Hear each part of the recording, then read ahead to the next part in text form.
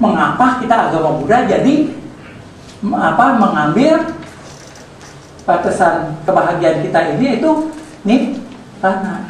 Nah, mari kita lihat.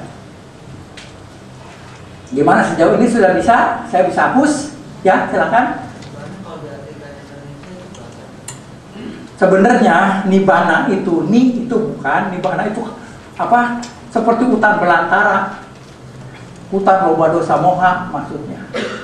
Kalau itu menolak, jadi berarti tidak mengandung loba dosa moha. Bana itu sebenarnya wana itu sebenarnya hutan belantara. Kira-kira yang saya bisa kasih keterangan seperti itu karena bana itu ya di sini maksudnya hutan kekotoran batin. Kita ini kecebur lagi berenang di hutan kekotoran batin ini. Kita sekarang. Nah, dulu kita bisa meraih nibbana. Karena dia terbebas dari kekotoran batin. Ya, itu nibbana tujuan akhir kita. Itu dulu, terima dulu sementara. Nanti saya jelaskan selanjutnya apa nibbana itu. Ya. Kalau udah punya buku lihat, nanti ada di sini. Ingat, bukan provokasi supaya beli buku, nggak beli buku juga nggak apa-apa. Tapi nggak pulang aja ngeliat ini. Nggak, kalau punya ini sebenarnya pun banyak baik.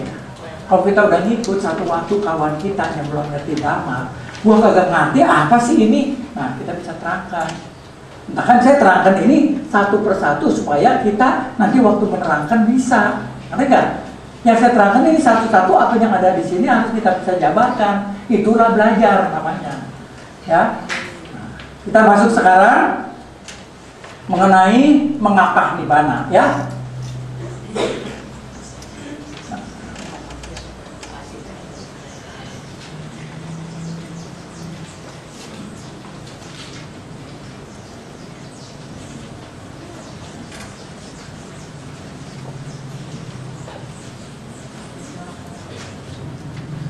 Jadi pertanyaan Bapak tentang agama sudah ya? Sudah, jadi sudah terpecahkan ya. Dari kata agama itu dari kata guts, ya. Jadi itu kata dasar, kata akarnya itu guts. Jadi digunakan sebagai tujuan mencapai tujuan itu jadi agama, cara untuk mencapai tujuan jadinya, ya. Nah, kita sekarang memasuki yang terakhir dikatakan begini. Ya, mengapa kita agama Buddha memilih nibbana? Ya, karena apa? Begini.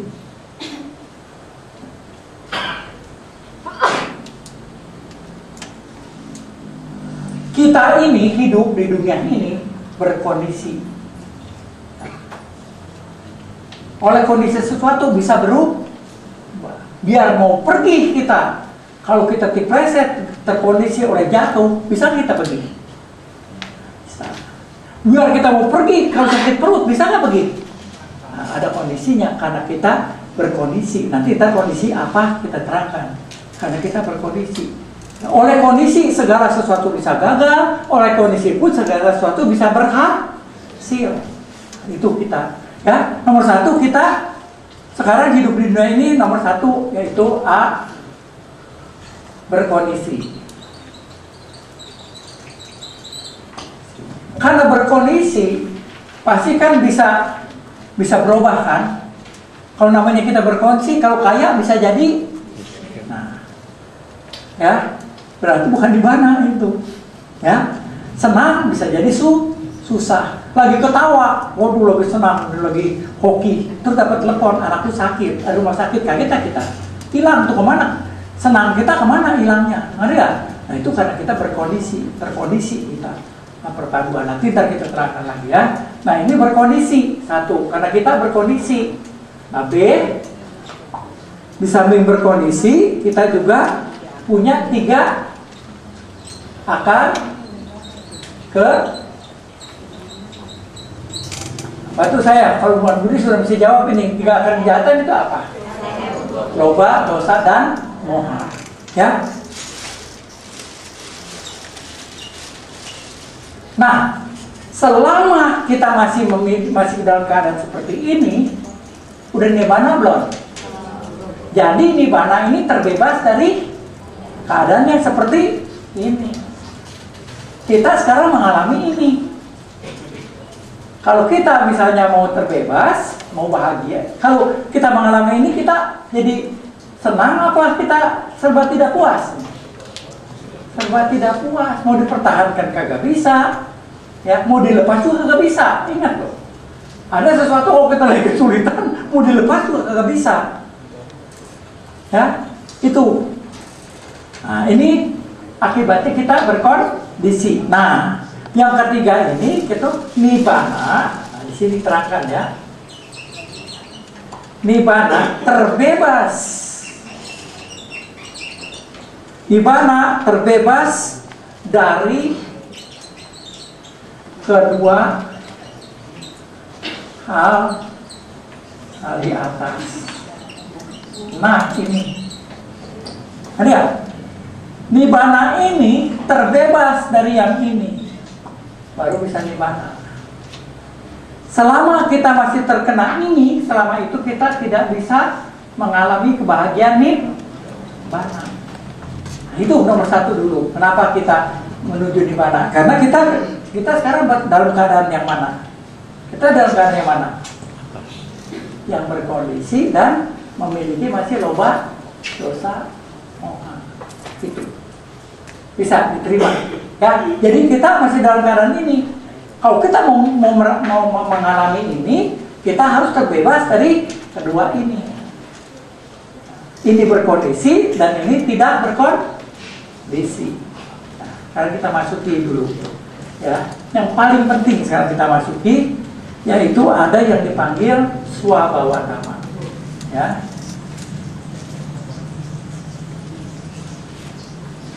Nah, mari kita memasuki yang kelima ya.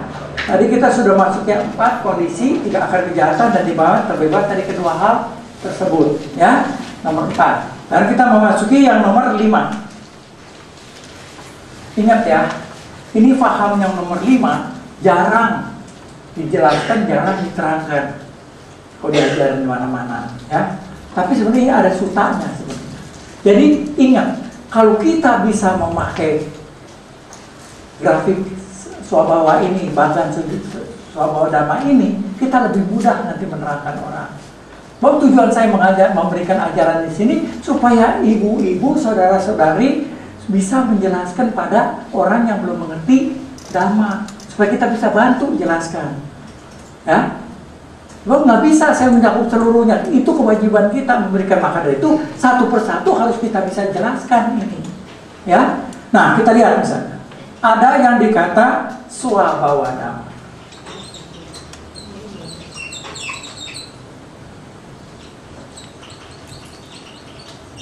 Artinya segala sesuatu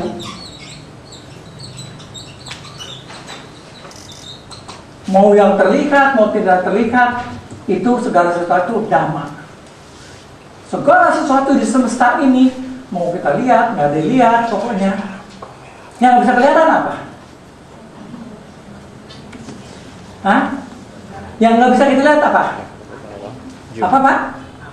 Angin. Bisa dirasa nggak? Masih bulan. Yang tidak bisa dilihat apa?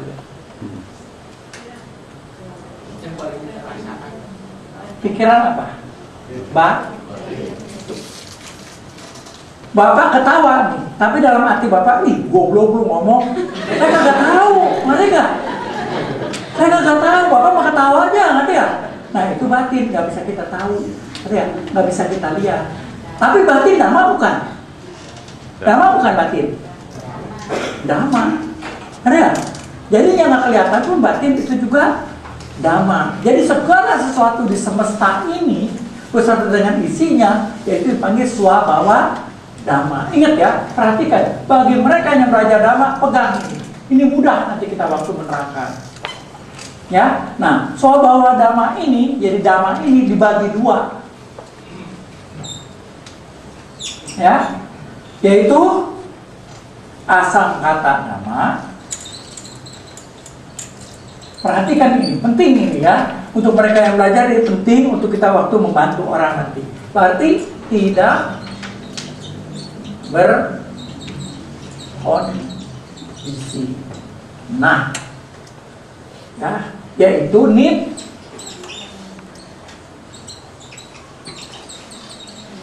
Nah, nibbana. Ya, itu salah satu dari swabhawana ini dibagi dua. Jadinya segala sesuatu itu ada yang tidak berkondisi, ada yang, nah, yaitu sangkata. Nah, ini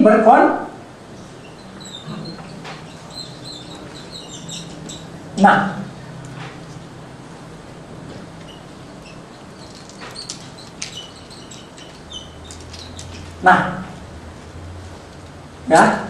Jadi kalau kita berbicara tentang sangkata dhamma, berarti kita berbicara tentang alam semesta tempat kita berpijak sekarang. Tempat kita tidur, tempat kita makan, ya, tempat kita kiprah, tempat nyari duit. Nah, ini di sini di alam semesta kita sekarang. Serba berkondisi. Ya. Sekarang saya minta bantuan. Apa sih artinya? Penting ya. Sebab ini banyak yang bukan nggak mengerti, tapi banyak masih samar-samar. Arti kata definisi dari berkondisi itu apa? Hanya bisa bantu saya enggak? Definisi berkondisi ini apa? Yang udah belajar pintar, yang belum belajar bingung. Ya, tapi mesti tahu bahwa namanya berkondisi itu perpaduan. Seperti kita berkondisi perpaduan dari apa? Nama rupa. Nama, rupa, batin dan jasmani. Bisa enggak? Batinnya sakit, badan terus sehat, bisa enggak? Kagak bisa. Kalau batin kita sakit, pasti ada efeknya terhadap badan kita. Jadi dia nggak bisa terbebas sendiri. Lihat, batin nggak bisa bebas sendiri, rupa pun tidak bisa bebas sendiri. Jadi perpaduan, ya, terdiri perpaduan. Ya. Sekarang saya mau tanya, bantu saya, ada tidak di semesta ini yang kita lihat sekarang yang tidak berpadu? Barangkali bantu saya, yang bukan terdiri dari perpaduan. Bisa nggak bantu saya? Apa yang bukan perpaduan, yang tidak terdiri dari perpaduan?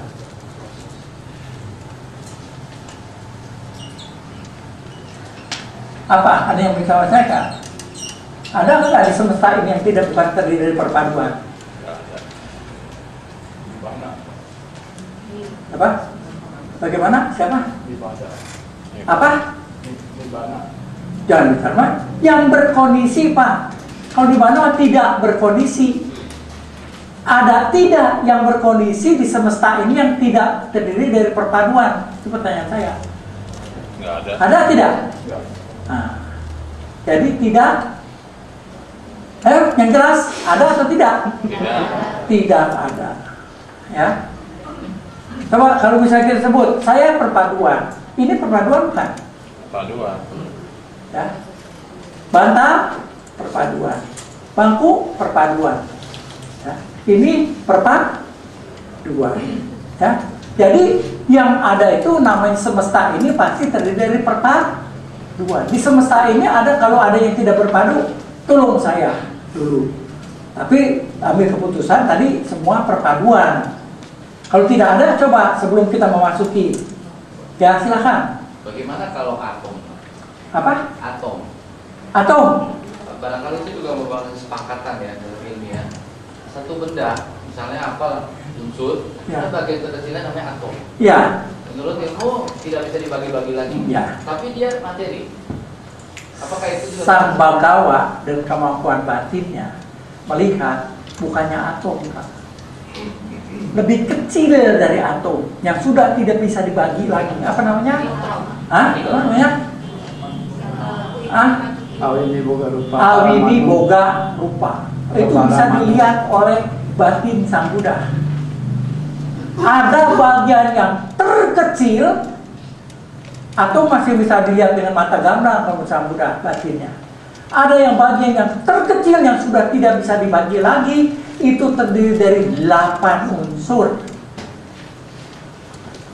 Kehebatan guru kita. Kalau atom masih perpaduan. Masih perpaduan. Proton, neutron, elektron. Masih ada perpaduan. Sang Buddha memberikan ajaran yang di luar dari atom yang paling terkecil. Materi yang terkecil yang sudah tidak bisa dibagi lagi. itu dari 8 unsur. Unsur padat, unsur cair, unsur gerak, unsur panas, warna, bau, ada nutrisi juga, rasa enaknya, ada nutrisinya, dan yang terakhir yaitu warna. Kalau Sang Buddha, kalau udah lihat. Jadi nggak bisa kita melawan Sang Buddha. Ngerti nggak? Kalau dia kata udah sang kata, kalau udah sang kata, itu udah dijabarkan oleh dia. Bab Swabhawa Dhamma ini Pak, ada sutanya tentang Swabhawa Dhamma. Ya, jadi partikel yang terkecil pun, tuh, sekarang itu dibagi itu yang seperti sekarang ada pendapat yang baru itu tentang yang nggak bisa dipecah lagi, ada namanya saya nggak tahu. Quartz namanya. Quartz itu lebih kecil dari atom pecahannya. Quartz ini lebih kecil dari quartz yang Sang Buddha lihat. Ya, jadi dipanggil itu apa tadi? kecil itu Awini Boga Rupa ya. Awini Boga Rupa atau disebutnya Paramanu. atau Paramanu ya. Nah, nama ini cuma orang Buddha yang bisa. Kalau udah aki-aki kayak saya nggak bisa, kagak ingat ya. Nah, tapi saya tahu. Nah, ini panggil. Ya. Jadi apa materi yang terkecil yang udah nggak bisa dibagi lagi, Sang Buddha ini Pak, ini ada di suta loh, ya. Ada di sutanya, bapaknya mana suta saya nggak tahu, tapi ada di suta ini, ya. Bukannya segera nyebut, ngerti nggak? Ya. Nah itu. Baca tentang rupa. Tentang Rupa menurut itu apa? tentang rupa ya, memang ada. Sang Buddha mau membuktikan dari semesta ini, walaupun yang terkecil sudah terjadi bagi masih terjadi perpaduan, berarti masih berkondisi terkena perubahan. Ini perpaduan. Ya. Boleh nanya saya iseng sedikit? Boleh, iseng mau boleh kita main nggak boleh. Ya. Biasanya, Ya. kalau ada penemuan-penemuan seperti itu, kan berarti mungkin Sang Buddha menganggap bahwa orang itu belum sanggup kali ya, karena ini dilihatnya dengan batin kan. Karena alat-alat waktu itu belum. Ya, batin yang melihat. Ya. Tapi minimal, bila mana ada satu orang yang bisa melihat, otomatis ada turunannya. Artinya siapapun bisa satu ketika gitu ya. Ya. Nah, jadi kenapa pada waktu ditemukan teori atom itu, setelah Sang Buddha mangkat, tapi teori ini tidak bisa diberikan gitu. Kan biasanya kalau Teori tentang Sang Buddha ini, Paramanu ini. ya misalnya, Ya. ada bilang kalau kenapa waktu itu belum bisa diberikan, karena waktu zaman Sang Buddha alat belum lengkap. Ya, gitu. ya, ya. Alasannya begitu. Tapi kalau misalnya pengetahuan ini sudah tahu, lalu Harusnya bisa. teori atom ini dikembangkan setelah kan? Kan sudah ada, Pak. Itu quartz namanya. Tapi Sekarang itu belum. Sekarang sudah ada quartz. Apa maksudnya? Ya. Dalam Ada pelajaran sama Bapak satu. seperti apa? Tapi sekarang belum ketemu. Belum bisa jawab. Pikiran itu, per momen pikiran itu 1/10 pangkat 27 detik. Sudah ada itu di sutanya. Ya. Itu kanah namanya. 1/10 pangkat 27 detik. Sudah ditemuin belum? Belum ada sekarang bisa. Jadi penemuan Sang Buddha itu dulu udah banyak. Hanya begitu dibicarakan kita cari. Oh ini maksudnya dulu. Nah, quartz itu kecil tapi quartz itu masih bisa dipecah lagi, Pak. Quartz itu masih bisa dipecah, yaitu dengan Paramanu itu pecahan dari quartz yang paling terkecil ini sebenarnya. Namanya Paramanu atau Awini Boga Rupa. Ya, memang sekarang begini saja Bapak. Dulu masih repot, lu jangan pergi ke bulan. Kalau bulan ngelanggar hukum Tuhan.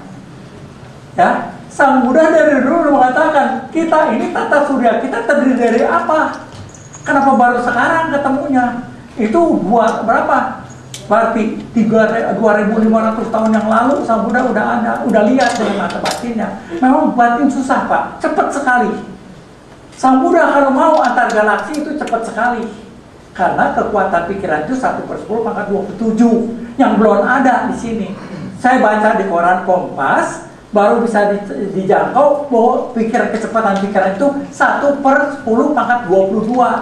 Cuma sayang saya kagak gunting. Ya, mesti saya gunting itu di kompas itu, ya.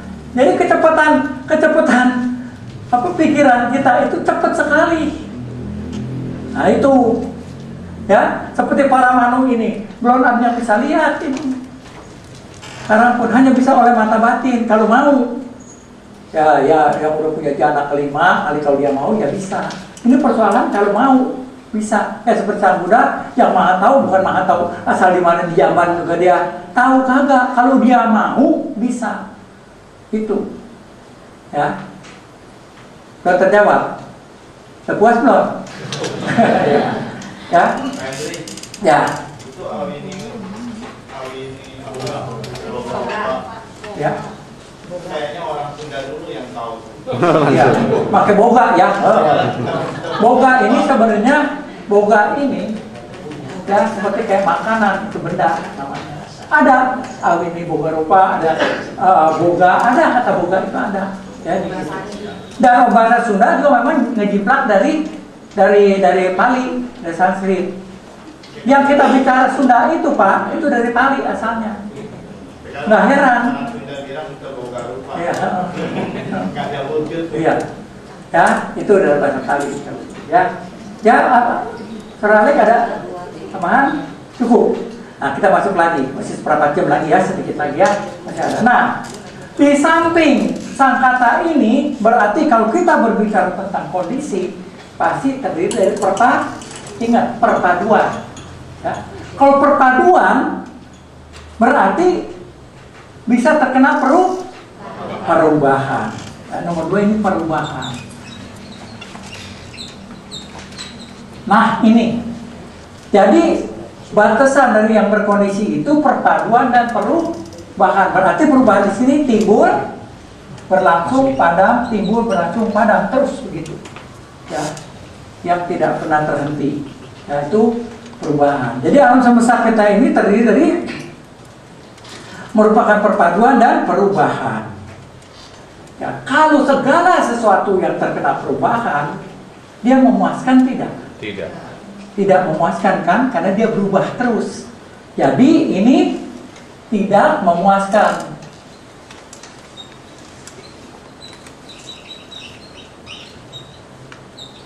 Nah, yang perpaduan dan perubahan pasti tidak memuaskan. Itu kalau orang lain bilang, ya jangan bilang duka. Kalau duka, misalkan dikatakan ke agama Buddha kita itu agama paling pesimis. Karena bicara tentang duka, jangan lihat. Sebenarnya tidak memuaskan. Ya, apa juga yang kita dapat tidak bisa memuaskan diri kita. Ya, nah itu tidak memuaskan. Ya, karena perpaduan. Karena perpaduan dia tidak memuaskan. Ya. Nah, sekarang saya tanya lagi.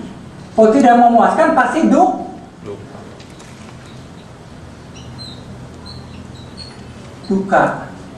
Nah, sekarang saya mau tanya, kalau perpaduan, kita perpaduan pasti mengalami proses timbul, berlangsung, padam, atau lahir, tua, sakit, mati.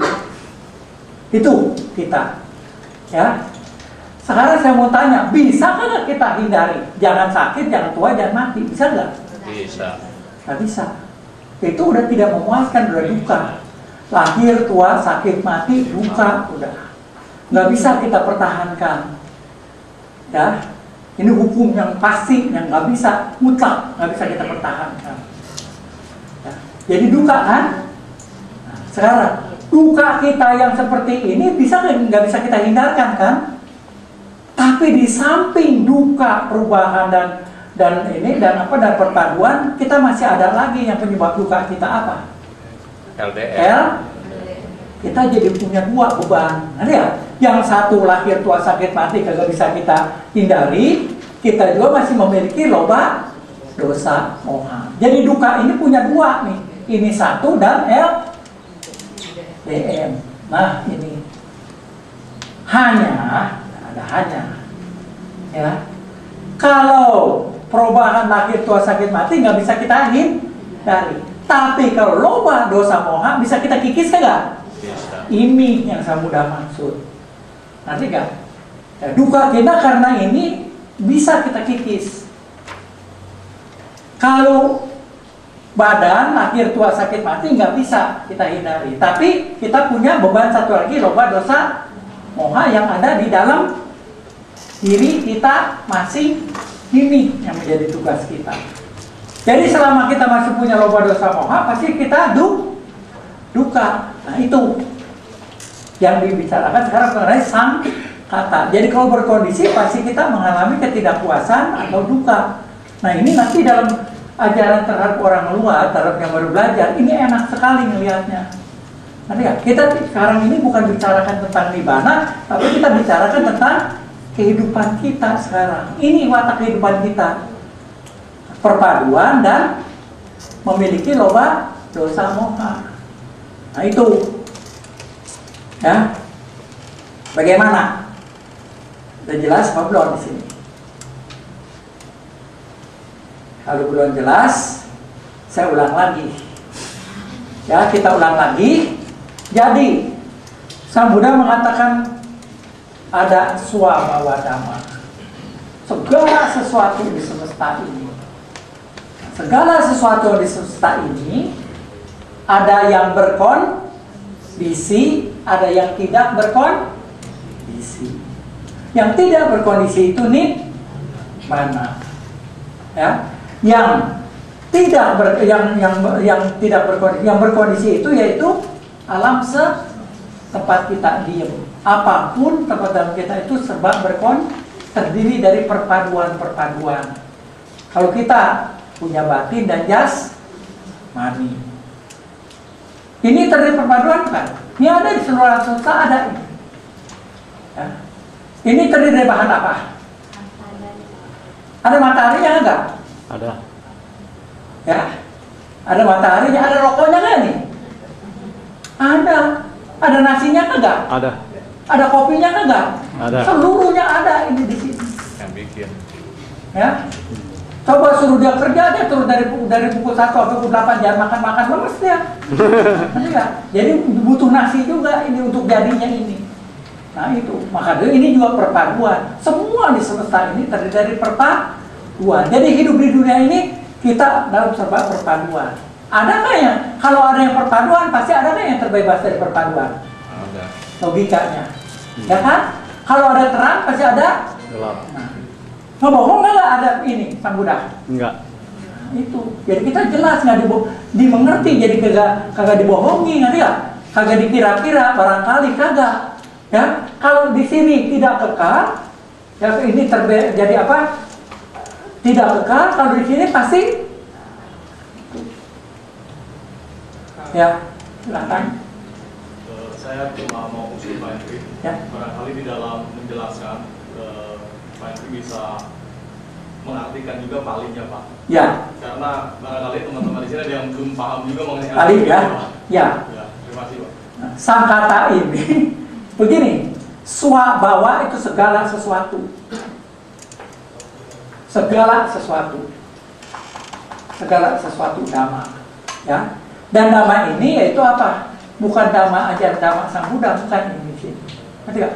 Segala sesuatu yang berada di sini, yang bisa kita lihat dan yang tidak bisa kita lihat itu dhamma namanya. Ya, nah ini swabhawa dhamma namanya. Ya. Nah, jadi artinya swabhawa segala sesuatu. Ya teman, teralik. Nah ini sangkata. Sangkata ini kalau kita bicara sangkara, kalau bahasanya biasa disebut itu sangkara. Tapi dalam konteks ini disebutnya asangkata. Sangkata itu berkondisi. Kalau A tidak berkondisi. Jadi kalau agama Buddha ada A, bisa kusala, itu perbuatan baik. Kalau A kusala, perbuatan buruk. Tentangannya dari yang atas. Nah itu, ya memang. Jangan banyak-banyak Bapak, sampai sekarang juga saya kalau menerangkan ini, awil dari beberapa, bukan dari saya ini. Tapi saya tahu ada ya? Itu datangnya dari yang muda. Tapi Bapak muda ini sebaiknya memang mesti dipelajari perlahan-lahan, ya. Nah itu, tapi lama-lama nanti kita bisa mengerti, ya. Kalau baru memang sulit. Memang membahas paling itu sulit. Kalau Bapak mau tahu, kalau saya belajar Jerman cuma ada 4 perubahannya. Pendidikan, gerakan, akusatif, datif itu ada. Tapi kalau dalam agama Buddha itu ada 6 perubahan. Nama juga berubah. Buddha, Budo, Bude. Nah susah saya terangkan ya, karena saya kagak belajar Pali. Ya, hanya itu kira-kira. Yang memang sebenarnya kalau bahasa Pali ini bisa terangkan, enak sekali kalau bisa bahasa Pali. Ya, kita mungkin bisa merealisasi kalau tepat maknanya. Kita ini kagak tepat makna sebenarnya. Ya seperti Buddhang, Saranywang, Gacchami. Kita bilang saya berlindung padahal bukan itu maksudnya, artinya sebenarnya. Ya, saya menuju ke Buddha. Kita jadi menuju ke Buddha sebagai contoh kita harus seperti Buddha belajarnya. Itu susah ya. Memang bahasa Pali itu susah, saya akui ya. Kita harus satu dulu kesabaran dan belajar mengulas ya. Nah itu. Ya. Oh, LDM. Nanti ada ini. Keluar lagi ceritanya. Belum masuk LDM. Nanti ya. Tapi ini LDM yang sudah tahu ini loba dosa moha, tapi nanti diterangkan. Ini ada loba apa, dosa apa, moha apa. Ada. Nanti kelanjutannya di sini. Ya. Ya. Itu masalahnya gini, Pak. Kalau saya lihat ini kan pelajaran ini kan sebenarnya untuk yang pemula. Iya, iya. Tapi jelas-jelas kalau seorang pemula yang nggak ngerti sama sekali itu LDM itu dosa moha itu apa? Ya. Saya rasa ini akan kayaknya ini tingkatannya udah Iya, tinggi gitu loh. Ya. Maaf, memang bisa dipecah ini jadi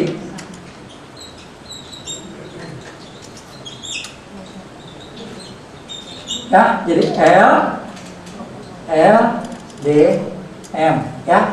Itu potongan dari itu cuma ya. Tapi nanti akan dijelaskan di sini. Saya Bapak nggak punya ini. Nanti ya, sudah ada jelaskan di sini. Ya. Hah? Ya nanti di sini Bu, batasannya ada. Ya, ada di sini saya jelaskan. Jelas sekali di sini udah ada. Maka itu kita berpegangan pada ini. Ya, sudah ada nanti ya. Loba apa, dosa apa, moha apa, batasannya sudah ada di sini. Kalau saya ke sini nanti jadi sama juga karena apa ya, kalau Bapak mau tahu juga ya loba ya keserakahan, dosa ya kebencian, moha ya kebodohan batin. Tapi nanti di sini lebih jelas. Yang dipanggil loba itu apa batasannya, bagaimana ya, di sini nanti ada ya. Ya sejauh ini masih ada tambahan lagi yang masih bingung bahasa Palinya. Nah, ya jadi loba dosa moha itu memang udah mainan kita, ya. Jadi di dalam diri kita ini ada loba, ada dosa, ada moha maksudnya. Ya. Ya, nanti ada batasan di sini. Saya sebut aja dulu satu aja contoh ya, tapi udah habis. Tapi satu contoh saya berikan. Ini bagaimana tentang ini, sudah mengerti belum dulu? Tentang swabhawa dhamma. Sudah mengerti? Ada di sini juga nanti contohnya. Ya, nah saya jelaskan dulu satu saja ya. Jadi ada batasannya Pak loba dosa moha ini. Nah seperti di sini ya, ada 3 akar kejahatan tadi ya, 3 akar kejahatan. Ya tadi itu kita di samping kita berkondisi, kita punya akar kejahatannya itu bisa seperti batasan loba ya tadi. Nah ini nanti kalau Bapak udah punya ini mudah ya. Jadi artinya loba itu keserakahan. Ya, batasannya. Definisi dari loba ini mesti jelas. Yang dipanggil loba itu bagaimana prosesnya? Yaitu melekat pada objek-objek yang menyenangkan. Kita melekat, terpegang oleh objek yang menyenangkan. Itu definisinya. Ya, jadi loba ini ada definisinya, batasannya itu definisinya melekat pada objek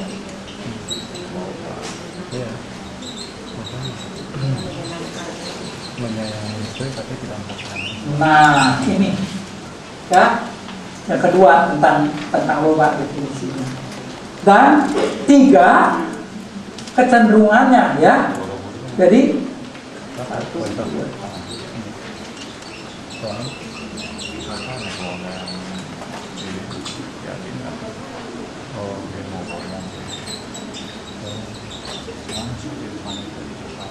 Nah, jadi kalau orang tiba-tiba buat sekali atau buang sekali, itu udah cenderungnya ada lobanya di dalam.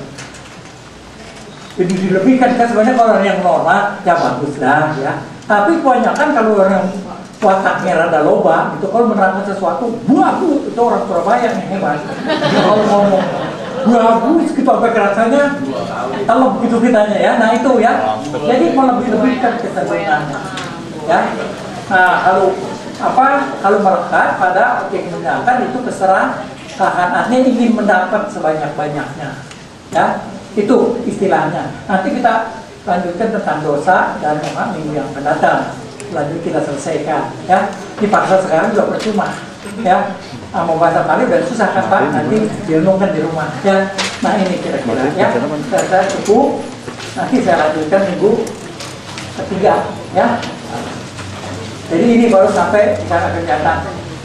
Bu, itu ditolong yang mana? Tentang agama dan tujuan hidup. Ya, itu semua saling kait mengait.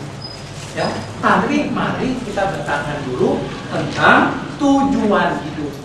Sebab apapun bentuknya, apakah kita pergi ke masjid, apakah kita mau pergi ke gereja, apakah kita mau pergi ke wihara, kita harus tahu tuh tujuan apa saya ke sana. Itu yang penting. Ya, jadi saya belajar agama Buddha juga harus punya tujuan. Apa sih tujuan kita belajar agama Buddha? Apa sekedar baca-baca parita aja? Bisa. Apa sekedar kita cuma dengar-dengar saja? Oh ini dimengerti, tidak mengerti, tidak bisa. Jadi kita harus betul-betul mengerti tujuan kita ini apa. Maka dari itu, ya kita bagi di sini misalnya motif, ya jatuh kehendak. Jadi kehendak ini apapun kehendak kita pasti mempunyai tujuan. Kagak ada orang yang berkehendak tanpa tujuan. Walaupun kita bangun dari sini mau ke situ mau ambil air, ada tujuannya enggak? Nah itu karena kita hausnya kita mau ambil air. Jadi harus punya tujuan dalam hal apapun, dalam mengerjakan apapun. Nah di sini kita penting mempunyai tujuan, ya. Jadi kalau orang keren namanya gol, pemain bola gol, berhasil, ya. Nah ini kita mempunyai tujuannya tuh. Jadi kita setiap kehendak punya tujuan. Tapi ingat, dalam kita mau mencapai tujuan, ada kalanya ada apa? Nah, kendala. Mau pergi dhamma kelas, katanya dhamma kelas ini mesti terus rutin, atur, kan? Dalam hati ada apa nih? Setiap kalau pergi, mana panas ini? Yang berangkatnya pukul 2 lagi, ya. Mana panas? Kebetulan ada teman datang. Itu bisa pakai alasan. Usia teman dia mau jadi dah. Padahal karena dia tidak mengerti itu. Nah ini kendala, ini bahaya, ya. Di sini ada kendala nih. Adanya mau motong kita di sini. Kendala. Nah, bagaimana kita atasi ini? Kalau kita mau ngasih kendala ini, berarti kita harus tahu dulu yang jelas tentang tujuan. Jadi tujuan ini betul-betul harus tahu ini benar. Saya tahu memang mengerti, kalau kita nggak mengerti, ini benar tujuan saya.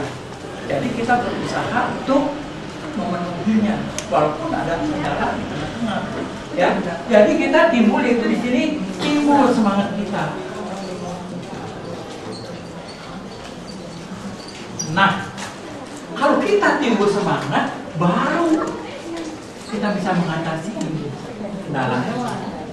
Ya, nah kendala ini bisa dari mana? Dari luar dan dari hari hujan. Memang udah lebih segan, ngerti nggak? Toko lagi rame, kagak?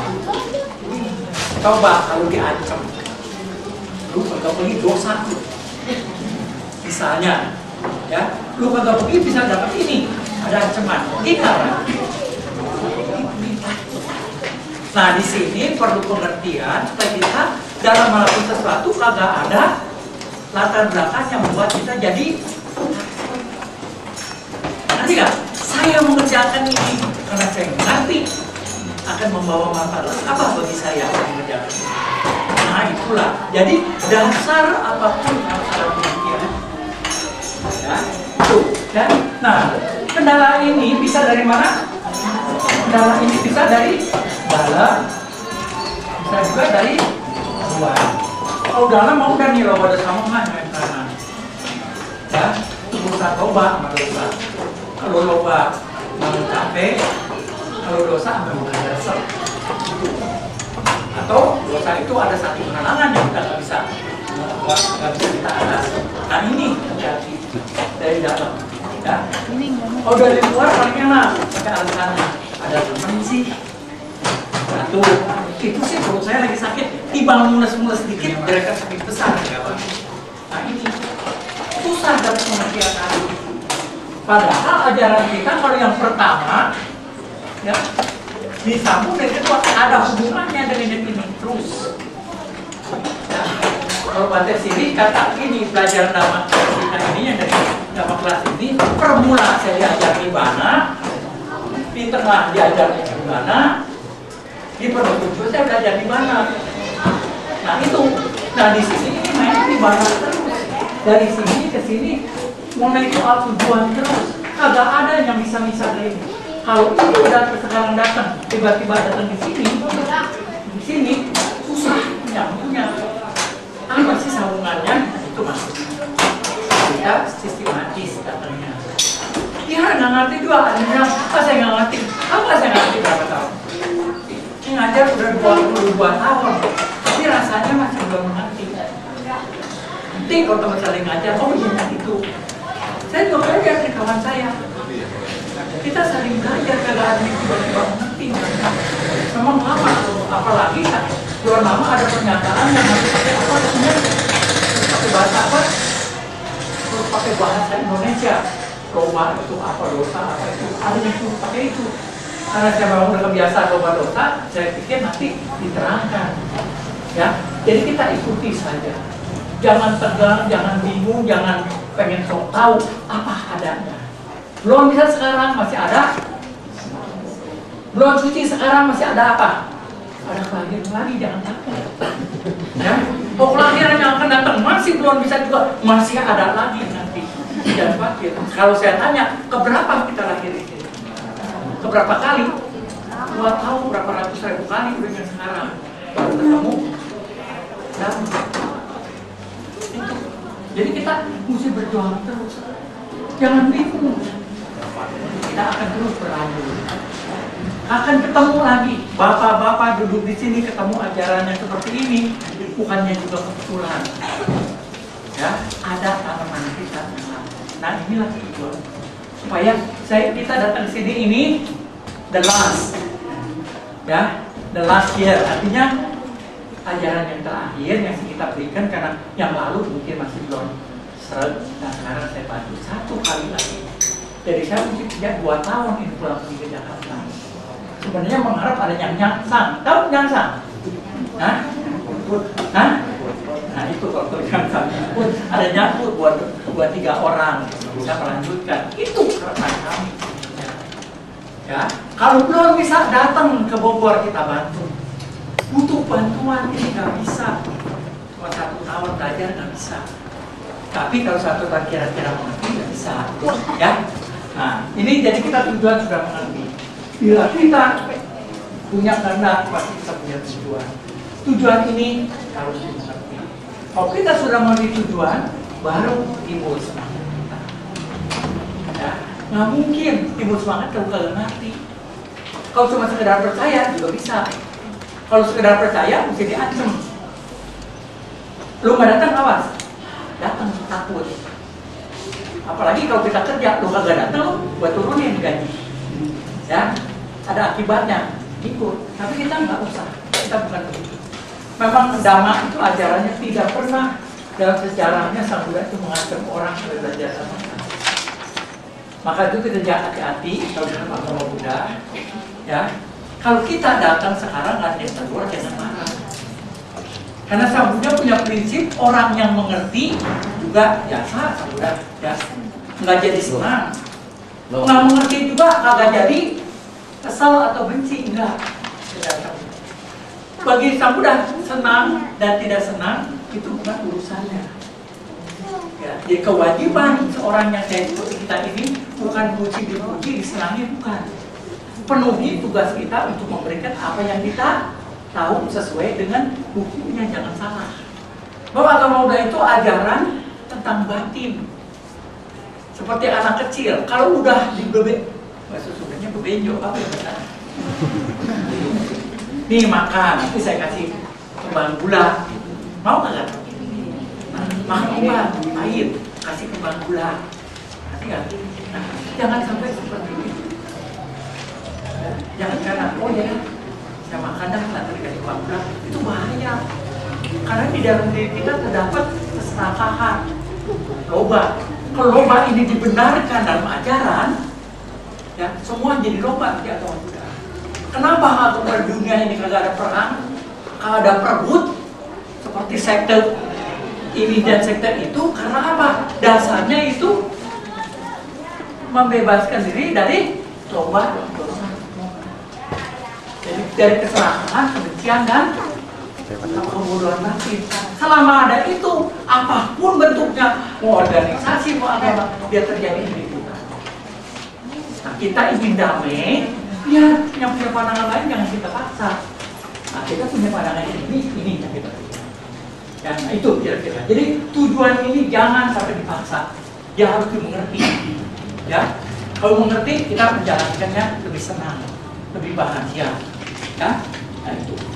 Nah, sekarang mengenai yang kedua itu tadi, itu pentingnya kita mengenai tujuan hidup. Jadi kalau belajar ini, ya Bu, Bapak-bapak lihat di sini, supaya nanti satu waktu ada kawan kita yang tanya, kita bisa terangkan. Itu tujuannya. Saya ini tujuannya supaya Ibu, sekarang kita ada berapa orang? Ada 50 ya? Ada nggak? Nah, kalau 50 orang bisa memberikan ajaran satu orang, ya yakin, ngerti. Udah berapa jadinya jumlahnya? 100. Kok 100 orang ini bisa mengajarkan yang dia tanya, oh iya benar juga, jadi bisa 200. Waktu kita bermakan itu ajarannya jangan salah, ini dipegang semua. Ya, itu aja. Ya. Nah sekarang kita memasuki yang kalau ini tadi kita bahas tentang yang pertama, nah, yang B-nya kita bahas tadi. Kita sekarang masuk yang A. A itu yaitu mengenai soal agama. Apa agama ini? Ya? Nah, kalau ini yang 2A. Masa ini kali. Ya. Yang pertama ini agama, tapi banyak yang tidak tahu arti agama. Banyak yang tidak tahu. Agama itu apa? Artinya nggak tahu. Ya. Tapi kata beragama, kita semua orang mengatakan agama. Tapi keluar sekolah terus apa? Baru keluar sekolah terus apa? Korupsi. Itu bagus korupsi. Ada lagi yang lebih hebat lagi, saling tipu. Tahu tipu? Saling tawuran. Ya. Jangan sampai terjadi seperti itu. Berarti kita nggak ngerti agama. Nah kan dalam agama kita itu ada batasannya. Apa yang panggil agama? Ya, nah itu yang pertama yang A tadi. Nah sekarang kita masuk yang kedua. Nah sekarang kalau kita sudah tahu tujuan, tahu juga bagaimana beragama, apa kata agama? Ya, ini boleh saya hapus? Boleh ya? Saya kita lanjutkan. Yang kedua ini ada definisi agama. Tapi definisi batasan yang disebut agama itu apa? Ya, kalau yang pertama ya di buku saja supaya cepat ini ulasan. Yang pertama itu A sama dengan 3, gamma sama dengan K, kacau. Jadi pandangannya orang kalau namanya agama itu yaitu tidak kacau. Ya kalau kita bincang-bincang siapa teman di warung kopi boleh dah ya. Agama itu artinya tidak kacau, boleh. Nah, tapi jangan Bapak ketemu insinyur atau dokter atau orang SMA dah. Kita bilang agama itu kan, dia tanya kamusnya yang mana tuh Pak? mati kita. Sebab kata agama tidak kacau itu nggak ada di kamus. Jadi nggak ada di kamus. Jadi nggak bisa kita pakai untuk pembicaraan yang dalam hal pengertian. Ya, ini cuma sekedar pandangan umum orang mengatakan agama itu tidak kacau. Tidak, agama kacau, jadi tidak kacau. Memang betul. Kelihatan sih kalau ada agama tidak kacau. Tapi perang terus enggak? Kenapa perang? Kalau perang kacau enggak? Lebih dari kacau atau udah kacau saja? Lebih dari kacau. Ya, jadi itu. Ya. Walaupun ada agamanya. Nah, sekarang nomor 2, pihak yang B dipanggil catur. Yang kedua, catur agama. Jadi sudah ketemu. Ya, yang kedua ini, yang pertama agama. Nomor 2 itu catur agama. Saya tidak akan terangkan lagi, minggu yang lalu sudah ya. Ini sudah ketemu catur agama. Ada 4 agama. Jadi 4 di abad ke-4 itu di Indonesia sudah ada agama Buddha. Tapinya Buddha Tantra. Budanya Buddha Tantra, bukan Buddha zaman seperti kita, sekte Tantra. Nah itu datang ke Indonesia. Dia bisa berkembang karena Tantra itu ada sedikit mengandung mistik. Orang di sini belum mengerti, jadi ada mistik-mistik, tunjuk duduk terus misalnya ya, tunjuk apa bisa jadi api. Nah itu orang tertarik ke Tantra. Nah, jadi orang tertarik sama kemampuan-kemampuan mistik, bukan mengikis tobat dosa moha. Nah kalau yang kita pelajari sekarang, kita belajar untuk mengikis ya, keserakahan, kebencian, dan kebodohan batin. Nah yang kita duduk sekarang ini untuk mengikis kebodohan batin supaya tahu persoalannya. Nah itu ya. Nah sekarang dia bisa yang kedua catur agama. Itu ada 4 agama. Yang dipanggil yang pertama, bantu saya yang udah catat apa namanya, Dirgagama. Dirgagama ini yang pertama itu ajaran yang panjang-panjang, khotbah sampai panjang sekali. Bisa satu buku ya, Dirgagama. Nah, itu khotbah Sang Buddha, sutanya khotbah-khotbah yang panjang-panjang sekali. Ya, misalnya nomor 2 yaitu Madhya Gama, sudah ada lagi Madhya ini begini ya, Madhya ini Madhya agama. Sekarang dijadikan satu, A-nya di tengah. Jadi Madhya Gama ya. A-nya nggak pakai, ini yang belakang ini habis bahasa Bali. Kalau dia jadi campur Madhya Gama. Jadi kata Madhya Gama itu catur agama sudah ada mengandung kata agama, yaitu ajaran ya, ajarannya. Dan ini digunakan oleh dalam bahasa Sanskrit maupun dalam bahasa Pali ya, bahasa Pali digunakan ya. Nah yang ketiga itu Samyutta Gama. Itu jadi khotbah-khotbah Sang Buddha yang pendek-pendek sekali. Baginya ada buku ini boleh bisa lihat, dicatat bisa ya. Yang keempat itu yaitu yang dipanggil apa, Ekot Tarika Gama, yang paling pendek seperti misalnya Dhammapada, itu pendek-pendek sekali ya. Nah itu ajaran. Jadi ada 4 ajaran catur ini 4 agama itu ajaran. Ada 4 ajaran ya, agama itu juga ketemu kata agama. Yang ketiga, nah kita di sini menggunakan sekarang ya, bukan jabaran yang sama dengan ini, tapi yang masih otentik, masih ada ya. Jadi kalau Bapak nanti datang ke atas ke apa namanya, perpustakaan ada ya. Kita namanya bukannya catur agama, tapi Pancanikaya ya. Yang sekarang digunakan ini Pancanikaya.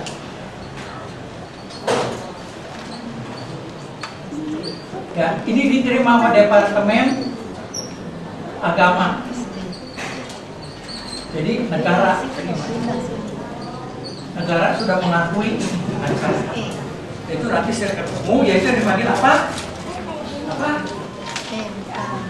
Dijani kaya, Majimani kaya, Samyutani kaya, Amutara kaya, dan Tundakani kaya. Ya, itu semua ajaran yang panjang-panjang sampai sedang, sampai yang agak pendek, sampai yang betul-betul pendek. Itu 4 ajaran ada. Nah itu Panca Nikaya. Nah ini yang kita pakai sekarang Panca Nikaya. Ya. Jadi bukan sekedar kita belajar. Jadi kalau kita belajar yang kita pelajari sekarang ini, semua kita ambil dari Panca Nikaya. Jadi bukan asal-asal kira-kira, enggak. Ya, itu ada ayat-ayatnya. Ya. Sekarang yang kelima sudah Tundakani kaya, yang paling sangat pendek, yaitu Panca Nikaya. Yang ketiga tentang apa? Pengambilan. Dia panggil pengambilan. Yang ketiga itu pengambilan kesimpulan. Kesimpulan, ya. Yang pertama itu kata A, agama. Kesimpulannya itu dari yang kecil-kecil dikumpulkan. Ya, dari yang kecil-kecil dikumpulkan. Nah, misalnya perorangan, ya. Misalnya orang Dhamacaka, misalnya yang ini pakai kacamata, ini pakai kacamata, supaya gampang aja. Banyak yang pakai kacamata. Kalau dari Dhamacaka ini banyak. Jadi Dhamacaka banyak yang pakai kacamata. Itu kesimpulan. Atau misalnya orang Kerawang yang lalu, orang Kerawang rata-rata punya penggilingan tadi. Jadi kalau ada orang Kerawang, kalau si A punya penggilingan orang Kerawang, si B punya penggilingan, si C juga punya penggilingan, si D. Oh, jadi kesimpulannya orang Kerawang, mereka orang Kerawang, kesimpulannya orang Kerawang punya banyak penggilingan tadi. Kalau kita ketemu misalnya nanti terbalik, kalau begitu kita ketemu orang Kerawang, nah itu yang dipanggil Nigama. Begitu kita orang ada terbentuk orang Kerawang. Oh, kamu orang Kerawang ya? Pasti punya penilaian tadi. Lu ambil kesimpulan yang luas dulu. Ya, orang Jakarta, orang Kerawang, tapi ambil dulu kesimpulan yang paling luas. Baru yang kecil-kecilnya. Kalau yang pertama, yang agama itu yang kecil-kecil. Yang kecil-kecil dijadikan satu, diambil satu kesimpulan. Nah ini dalam pengambilan kesimpulan. Sudah ada di sini. Ya, ada di sini. Ya, satu saja kesimpulan. Jadi nanti kalau ditanya, kita bisa jawab agamanya adanya di sini. Ya. Nah, yang paling penting dari semua, bagaimana ini pengambilan kesimpulan bisa diterima? Bisa diterima? Nah, jadi kita bisa masuk yang keempat, ya. Nah, ini kita ulas supaya jadi cepat. Sebab ini saya masih panjang ini. Jadi supaya lebih mengerti lagi, ya. Jadi yang kedua tentang definisi agama.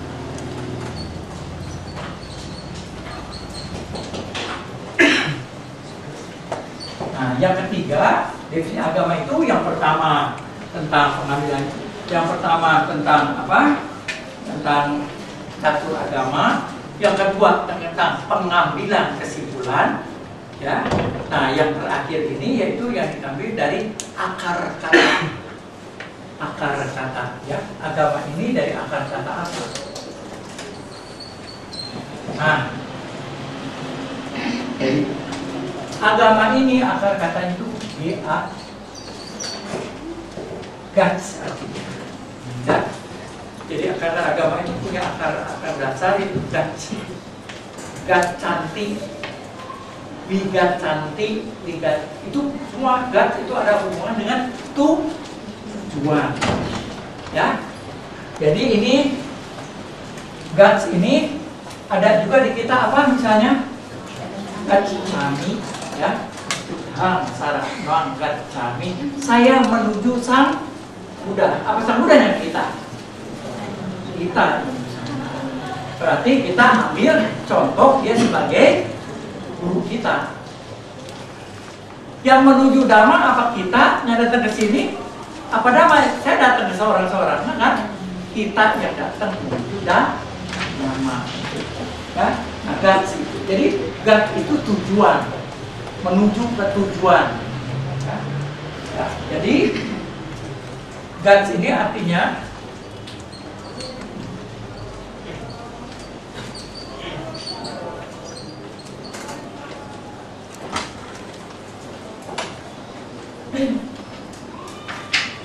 menuju ke tujuan. Ya. Tiap-tiap menuju pasti menuju ke tujuan. Ya, ini kata guts agama di sini, bahasa guts ini ada dua, yaitu bahasa Pali dan bahasa Sanskerta juga pakai bahasa ini guts. Ya, nah itu. Sekarang kalau kita tujuan, mulai yang minggu yang lalu ini kita ulangkan. Yang minggu lalu bantu saya, ya. Tujuan kita sebenarnya apa sih? Semua umat, semua manusia, tujuan ingin apa?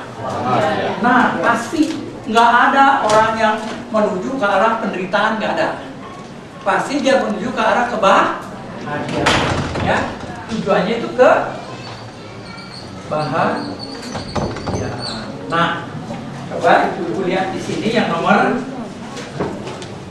Ya, yang nomor 3, definisi agama itu kita jawab bahagia ini. Ya. Nah, kebahagiaan ini, ya, kita harus tahu juga apa tentang apa kebahagiaan ini, batasan bahagia atau definisi bahagia.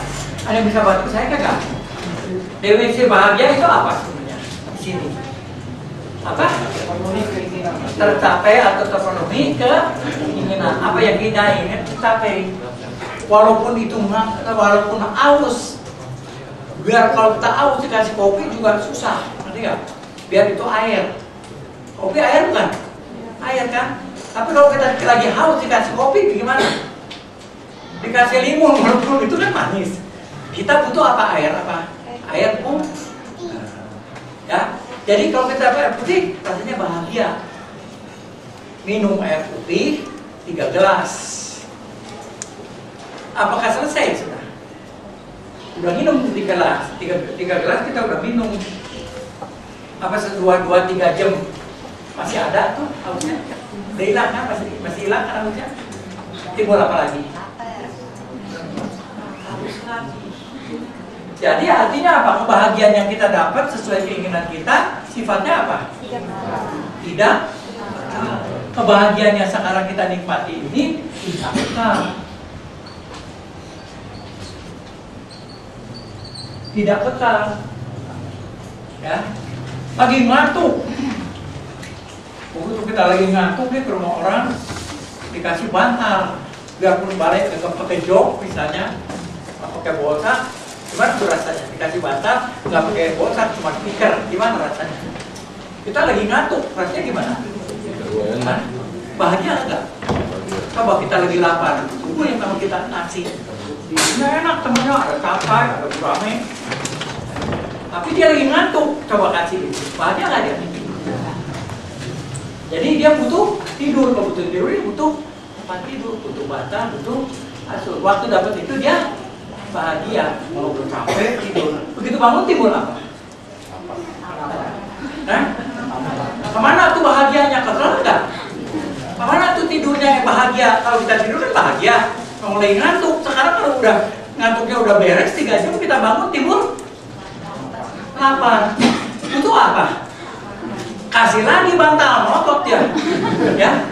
Jadi berarti dia butuh yang dia inginkan. Nah, itulah. Tapi semua ini tidak kekal.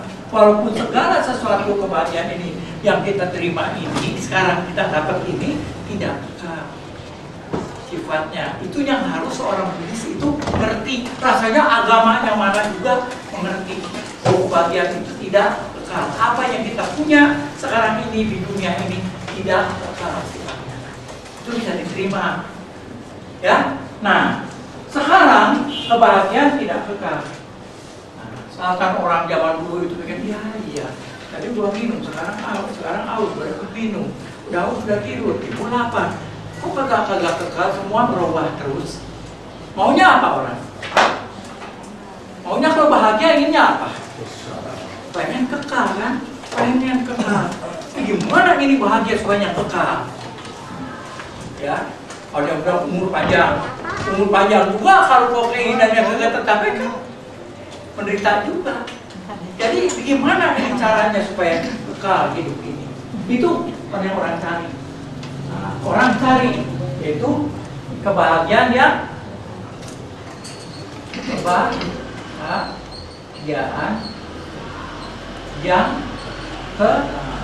Ini yang orang cari. Yang ada betul yang berkembang itu yang mencari kebahagiaan kekal itu yang ada cuma di Timur Tengah sama di Asia. Asianya itu yang paling banyak di India.